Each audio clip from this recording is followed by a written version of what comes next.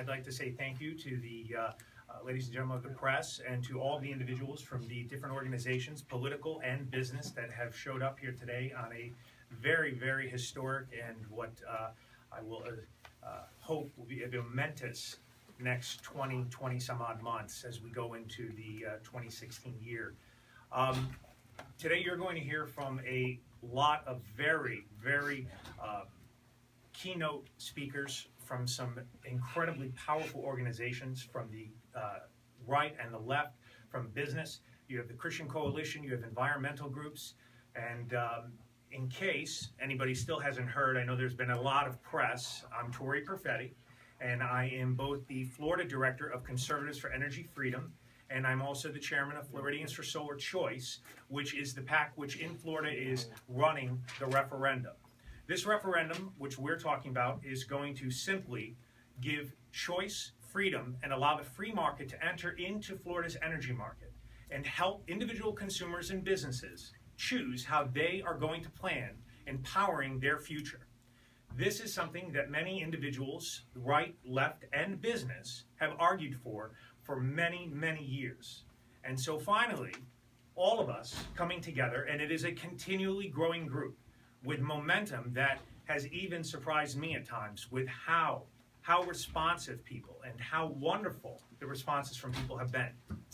And so what you're going to see today is an individual statements from each and every one of these people. And I believe all of you also have bios for everybody in your packets. So without further ado, I'm going to introduce Debbie Dooley. Debbie. Good morning, good afternoon. I am from the Sunshine State of Georgia. And I want to open this up by telling you some absolutely wonderful news. In Georgia, we have been fighting for a number of years for a PPA bill and third-party leasing. We got word yesterday that Georgia Power has agreed to help pass a PPA bill. They see the benefit of solar to the environment, they see the benefit of solar to their customers, and they see the benefit of solar to their stockholders. I just wish that these government-created monopolies in Florida would also see the same benefit and stop opposing. I created Conservatives for Energy Freedom because we need a strong conservative voice in the energy field. I support coal, I support nuclear, I support gas, I support solar, I support biofuel, I support all energy forms. But we need energy choice and freedom. Many times the customer's voice is drowned out by the voice of big money contributing to political campaigns. This ballot initiative is extremely important because the legislature has not acted the past few years to open up the market for solar. And this is why we are taking our voice to the people. This gives the people to say so in their energy future, and this is why it is extremely important. Free market principles should not be cherry-picked by groups who have donors that have interest in fossil fuel. A monopoly is not free market. We believe this ballot initiative will give the people a voice, and this is all about giving consumers the freedom of choice, and we are going to fight very strongly for this. Thank you very much. And I would like to introduce Randy Miller, is Executive Vice President of Governmental Affairs of the Florida Retail Federation. Thank you. Thank you, Debbie. Good morning. My name is Randy Miller, and I'm here representing the Florida Retail Federation. And on behalf of our 6,000 plus members, we have been intervening in rate cases at the Public Service Commission for around 10 years. We've been impactful out there, but you have to understand our interest in this issue is one of containing cost. Electric utility cost to a retailer is the second most highest cost driver they have past their personnel payroll cost. So the next big item of expense always is their power cost. So when we are looking at a rate increase, even a small, we have members that use in excess of 1 billion kilowatt hours a year in this state. So you can see it is a very important issue to our membership. To give you some perspective of what a billion kilowatt hours looks like, if you raise the cost of those kilowatt hours by just simply 1 penny, if you stacked a penny on one another, a billion pennies is 1,000 miles high, and a space shuttle only flies at about 245 miles above the Earth. So you can see, if even it's a small little number, it's big. It's millions of dollars to an individual company and billions to our industry. So we have long fought that there should be energy choices in the state. We have fought for that in the legislature, and we have been rebuffed. Just simply the rules and the law today will not allow solar energy to develop in this state. We have a provision, a ruling called PW Ventures that pretty much causes us to have a barrier that we cannot overcome. So we are here to support this effort.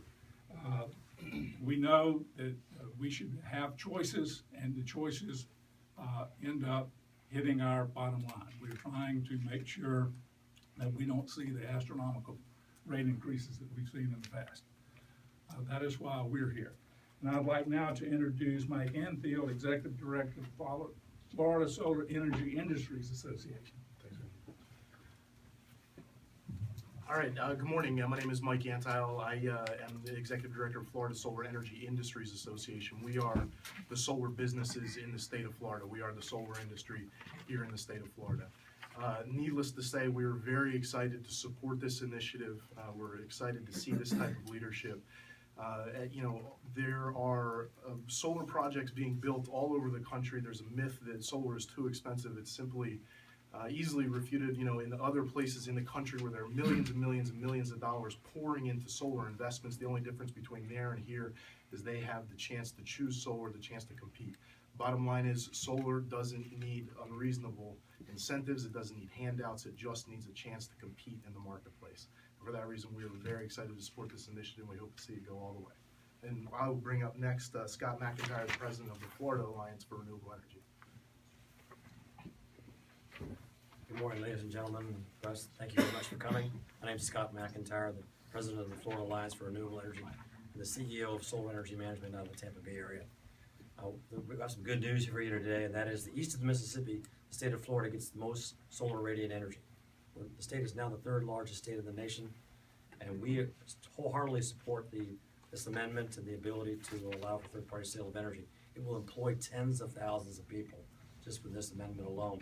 These are some of our projects. Sometime if you want to take a look at them, but the bottom line is solar power does work in Florida, and we want to do everything we can to support this amendment. The people of the state of Florida want it, and we want to bring the state of Florida out of the solar dark ages and employ tens of thousands of people. I want to now introduce this fine gentleman to my left. Thanks, Scott. My name is Chris Delp, corporate counsel for WTEC. It's a company that is based in Tampa, where we have our engineering and construction headquarters. We also have a factory in Pensacola.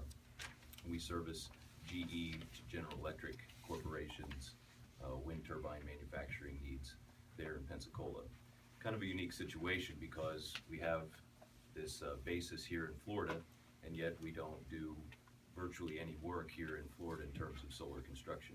Every time we need to build a project, we get on a plane and go to another state.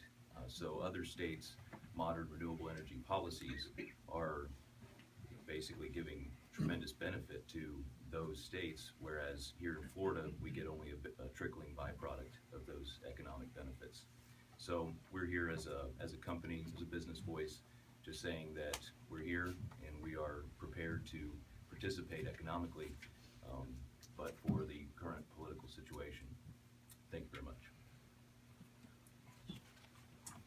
Hello, I'm Ash Mason with the Christian Coalition of America, and I'm just excited to be here in Florida, standing with Debbie and the rest of the group that's here to really push forward this Declaration of Energy Independence. Florida should be a leader. America should be a leader in this technology. We believe that this is an approach to an all-from-above strategy for energy policy, and we're excited to stand in the state with everyone here and to push forward this policy to give people the energy choice and energy independence that they deserve. Thank you.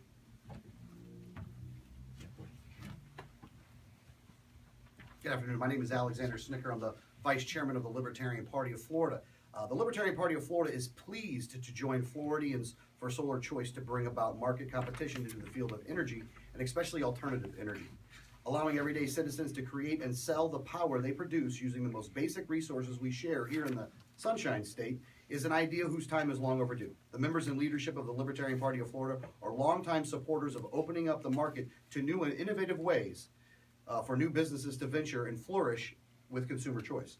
This ballot initiative gives way to both, and we are excited to start the process to bring this to fruition to the people of our state. Thank you very much. Hello, my name is Stephen Smith, and I'm the Executive Director of the Southern Alliance for Clean Energy. I want to recognize Leon Jacobs, who's is on our board and is a former Public Service Commission chairman here in the state of Florida, and Susan Glickman, who's our Florida Director. Many of you know. The Southern Alliance for Clean Energy is proud to be part of this growing coalition of groups that are supporting clean energy and solar power in the Sunshine State. This is long overdue. If you think about it, every hour of every day, enough solar energy hits the face of the earth to power the needs of humanity for a whole year. The only thing that's lacking is the political will and the innovation to basically capture that power. The Sunshine State is falling further and further behind. We have a number of states in the Southeast. Debbie referenced Georgia, North Carolina. We have other states that are pulling ahead. Jobs, economic development, clean power being developed in these states. Why do we not have this kind of leadership with the Sunshine State? Basically, the system is broken. Randy referenced it earlier. When we try to interact with the monopoly, the government-sponsored monopoly utilities, and get them to do innovative programs around solar, they have no interest in doing that. When we go to the Public Service Commission and try to get them to do leadership things on solar power, they stop us all on. They block choice, and they basically only follow the lead of the utilities. Why is that happening? Because the monopoly utilities are using their financial influence to corrupt the political process here in Tallahassee. Last year, we worked with Integrity Florida, and we actually published a report that looked at the millions of dollars that are flowing into the political process that is corrupting the outcome. When the utilities don't want something and they use their money to stop it, that's not good public policy. That is a corrupting influence. When the legislature then appoints basically minions at the Public Service Commission to follow what the monopolies want, monopoly minions at the Public Service Commission, we are not getting the policy we need. So this is why we need to using a constitutional amendment to the ballot is not the best way to make energy policy, but if the system is broken and we have no other way to actually get good policy in the state and allow such a positive thing as solar power to flourish, then we have to take it straight to the people. We have to give people a voice and a choice, and that's what Floridians for Solar Choice is all about, and that's why we're proud to be part of this coalition. Thank you. I'll give it back to Tori. I'd like to recognize two other groups that could not be here today, but I have the permission to speak for them, and they also will be having a press release later today. Republican Liberty Caucus of Tampa Bay and the Republican Liberty Caucus of Florida. And one of the reasons, one of the most important reasons why they're involved in this is been mentioned up here many times. This is about freedom of choice. This is about protecting the environment using common sense free market principles. It is long overdue that we all come together. And how rare is it that we can come together on an issue where people do not have to get rid of their convictions, where people can come together with their convictions, where people can get together and support something without having to dump their political card, whether they're a Republican, a Democrat, whether they are known as a conservative or a liberal. This policy is good policy for the consumers and the businesses of the state of Florida. It is a net win for everybody. You have the environment protected. You have free market principles honored. You have consumer choice represented, and you are going to have businesses creating jobs and over time lowering utility costs. When you have corporations such as Walmart and Publix, and you have individual solar companies unable to utilize their own retail space or unable to contract with the consumer, thus helping the consumer to lower the cost of the installation of solar, there's a problem. And there's going to be a lot of things that are going to get said as this campaign continues to go into next year. And one of the myths is that somehow this is going to benefit the super rich or the rich in general. Right now, the way that the structure exists is that the working class and the middle class individuals and small businesses themselves cannot at all times afford the installation of solar. This is going to allow them to enter into a contract with businesses to help front the cost of that solar. So I'm very proud to stand here today with all of these individuals, and it is a growing movement. The momentum is monumentous. I have had calls, emails, texts. I haven't been able to put my phone down. I didn't even get to sleep for the first day when the first article came out. People messaging me from college campuses and from their neighborhoods saying they're walking on their own, volunteering to get their neighbors to sign this petition. So I am very heartened, very pleased, and absolutely excited to be able to be a part of this and to join these other groups. And as I said, as time goes on, you'll be getting releases from us showing how many other groups are coming on board. At this moment, I believe we would like to take any questions that the members of the press have. Yes, Mr. Robbins. Tori, just right off the top, you talked about, and Steve talks about the millions of dollars that the utility industry lobbyists throw into the political process. In Georgia, the bill that you got was for 10 kilowatts generation, which is pretty good for a home.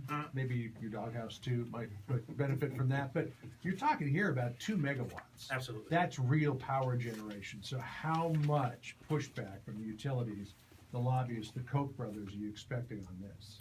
Well, I'd like to tell you in a perfect world that they're going to stand side by side and do the right thing for the consumer in the state of Florida and join with us and help both business and the consumers enter into the 21st century. This is not 25 years ago where technology isn't keeping up with the will of what people would like to do. So, in reality, I guess I would probably say we'll have to see. I would like to say that the utilities are going to recognize the amount of different individual groups that represent this state's consumers and businesses that have joined together and take a good look around and say, you know what?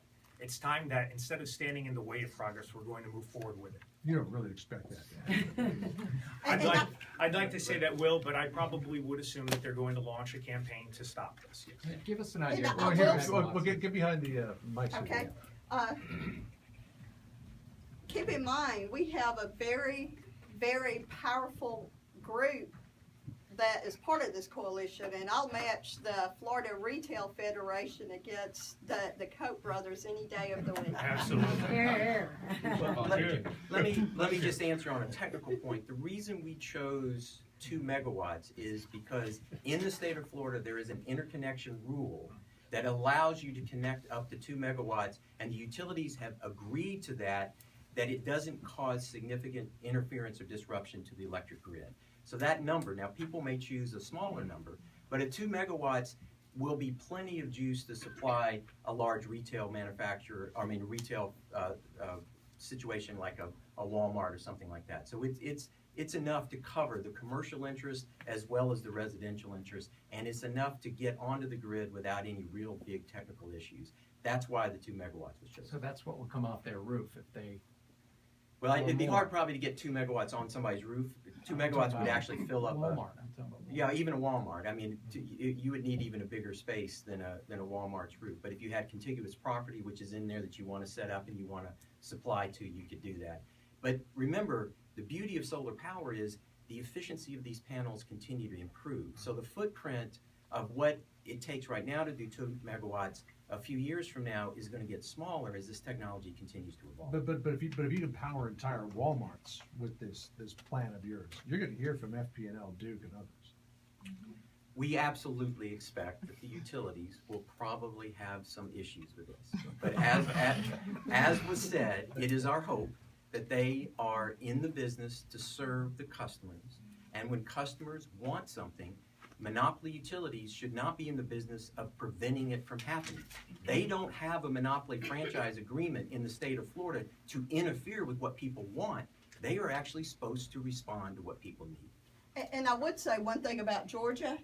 Georgia Power may be on board with home solar now, but I can remember when we were doing our battle with the FSC to get them to add more, they were kicking and screaming. They did not want it. They fought it.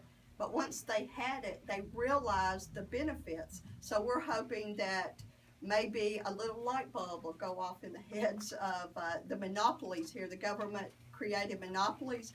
So they understand that there's an energy revolution that's going on in our nation. And they might as well jump on board, or they'll get run over somewhere, whether it's 10 years down the line or 20 years down the line. And utilities can profit from it. You all take any inspiration or from Amendment 1 this past fall? Was it a contributor to your decision to do this? Well, you know, Florida, while it votes very conservative many times, especially legislatively, it also, if you can meet two factors, if you can protect the environment while also doing it to the benefit of business in a free market way, Florida does do that. So Amendment 1, while a big deal, of course, people passed that of over 70%, Florida does vote both conservative, free market, and environmentally protected. So for people who would vote on this or who would sign off on this amendment, what could they expect if it were passed? For instance, you know, how would they go about getting solar energy? And you know, walk us through for the average person who doesn't know about it.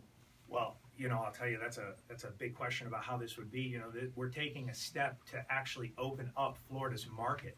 You know, there's a lot of precedents to be set here in a very good way, and I am going to probably allow somebody actually in the business to bring. Right.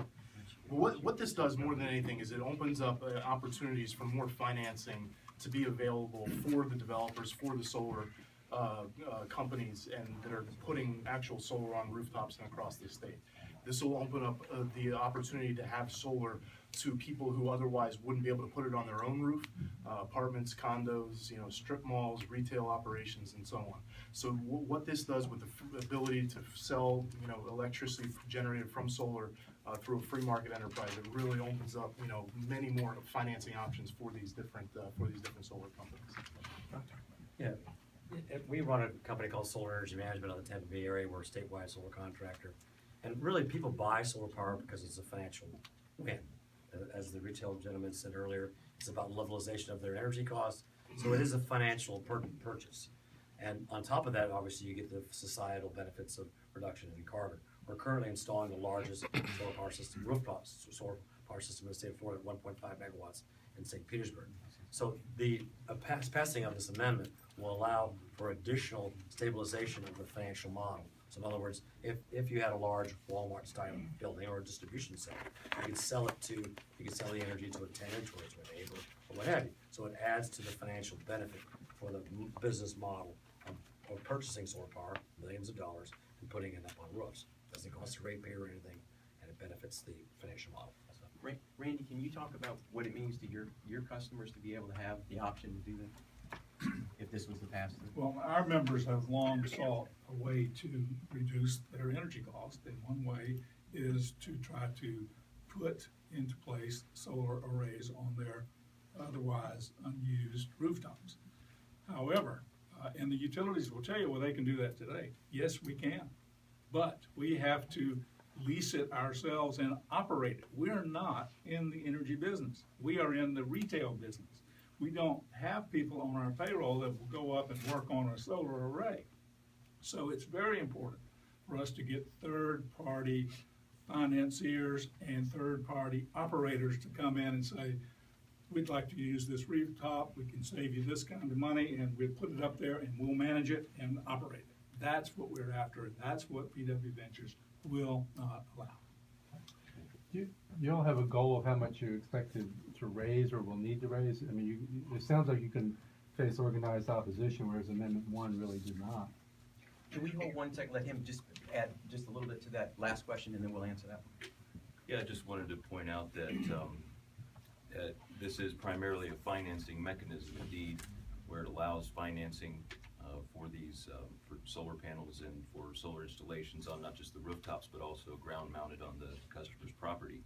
One of the aspects that's important as well in that financing mix is to understand that the price, the basic, the cost of the equipment itself and the installation is much less than you might think. So, for example, out in Austin, Texas, constructing a solar plant out there, it's being done for 5 cents a kilowatt hour. So,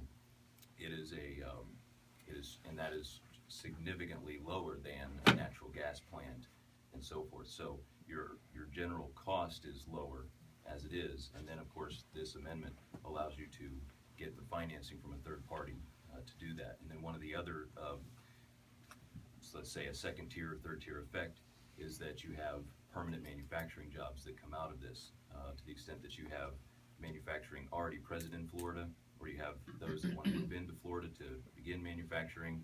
Basically, all of the equipment and the pieces that go into this, you're establishing permanent jobs in that area as well. Thank you. You want me to take the question? So, you want to repeat your question? Yes, do you all have a fundraising goal, and could it require considerably more than Amendment 1 did with organized opposition, perhaps? Very good question. So, they do not make it easy in Florida to get something on the ballot and successfully pass. It will take financial resources, and it could potentially take significant financial resources. We are optimistic by the enthusiasm around this issue that lots of people will support this. There's many steps. Just quickly, you first have to get a certain number of signatures, roughly 70,000, to get it before the Florida Supreme Court. Then you have to get roughly another 700,000 approximately to get it on the ballot. And that can be financially difficult because you will probably have a mix of volunteers and paid signature gatherers that are doing that. Then you have to defend this. And we have polled on this, and we have numerous times, and we know it's very popular.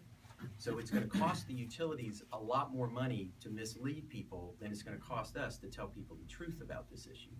But it is still a David and Goliath type of issue relative to the financial resources. Remember, FP&L cleared $1 billion with a B, dollars off their rate base in Florida. So we are up against some very strong and very financially powerful entities. But I am a firm believer that truth matters, and if you speak the truth and you can get your message out, people will respond to it. And so we're going to hope that they're going to have to outspend us very, very significantly to mislead people about the value of this. And in the Sunshine State, we're cautiously optimistic. But yes, it will be a challenge. And anyone who says that it's not going to be a challenge is naive. We expect significant opposition, financial opposition from the monopoly utilities. And that in and of itself is a statement, and it's a sad statement of the state of affairs in the state of Florida, in the Sunshine State. How much will you need? Well, probably somewhere close to $10 million, I would say, to be able to defend this on the ballot. I think it's probably somewhere between $8 and $10 million to defend it.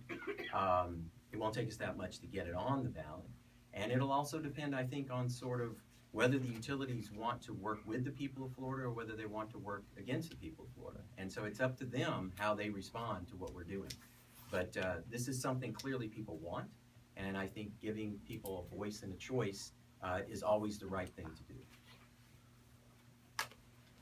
do. Could the legislature pass a bill in the next 2 years that would eliminate the need for this? Potentially. Potentially, yes. I don't think that's necessarily likely to happen.